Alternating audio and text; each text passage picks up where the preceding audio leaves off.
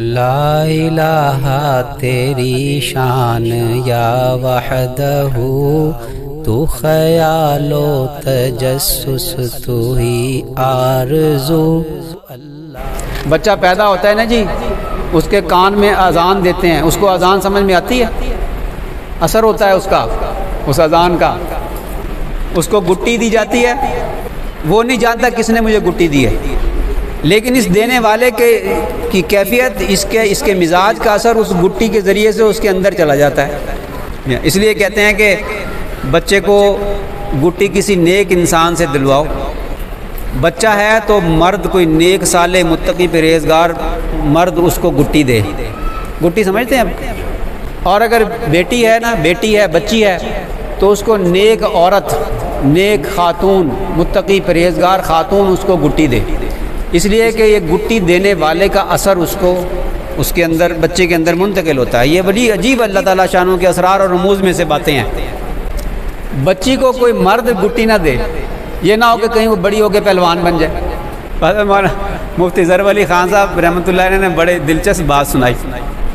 فرمانے لگے کہ میں درس دے رہا تھا، قرآن پاک کا درس دے رہا تھا، تو ایک عورت نا دور سے آئی اور بڑے وہ غصے میں تھی، اور غصے میں آ کے نا اس نے نا اپنے منہ کے اوپر ایسے ہاتھ پھیرا جیسے وہ کوئی غصے میں منہ پہ ہاتھ پھیرتے ہیں نا کہ میں تجھ سے نمٹ لوں گا، میں تجھ سے بندوبست تیرا تک کروں گا، تو ذرا باہر آ میں تجھ سے پوچھوں وغیرہ۔ منہ پہ ہاتھ پھیر کے کہتے ہیں میں تڑی لگاتے ہیں نا، دھمکی لگاتے ہیں۔ تو اس عورت نے مردوں کی طرح دور کھڑے ہو کر اس نے اپنے چہرے پہ ہاتھ پھیر کے نا کوئی تڑی لگائی، کو دھمکی دی۔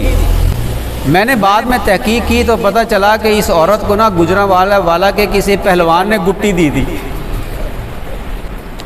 کہتے وہ میرا ایک مرید کوئٹہ رہتا تھا، تو اس کے ہاں بیٹا پیدا ہوا، بیٹا، تو وہ وہاں سے لے کر آیا میرے پاس کراچی گٹی دلوانے کے لیے، وہاں سے کوئٹہ سے۔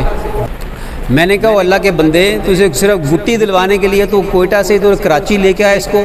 کہ نہیں حضرت بس آپ کے ہاتھ سے گٹی دلوانی ہے میں نے کہا خدا کا خوف کرو، یہ میری طرح بنے گا بڑا ہو کے جلالی۔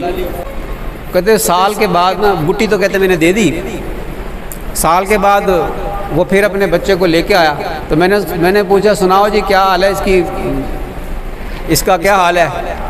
کہتے جی جب اسے غصہ آتا ہے نا تو یوں مکہ دکھاتا ہے۔ میں نے کہا اور مجھ سے گٹی دلاؤ۔ کہ جی وہ ایک اور بات سنائی انہیں کہ جی وہ ایک لڑکا ہے نا، اس کی شادی ہوئی، اور وہ شادی کے بعد اپنی بیوی کے ساتھ ایسے شرما رہا ہے جیسے لڑکیاں شرماتی ہیں کہ تو مرد بن بھائی۔ کہ تو تحقیق سے پتہ چلا کہ اس کی پھوپھی نے اس کو گٹی دی تھی۔ تو بچہ ہو تو اس کو نیک صالح مرد سے گٹی دلوائیں، اور اگر لڑکی ہے تو نیک صالح عورت سے اس کو گٹی دلوائیں، اس کے بھی اثرات ہوتے ہیں۔ یہ تو بات ضمن میں آ گئی۔ میں بعض اوقات بات ضمن میں کرتا ہوں، بات دوسری طرف نکل جاتی ہے، پچھلی بات یاد ہی نہیں رہتی، بھول جاتی ہے۔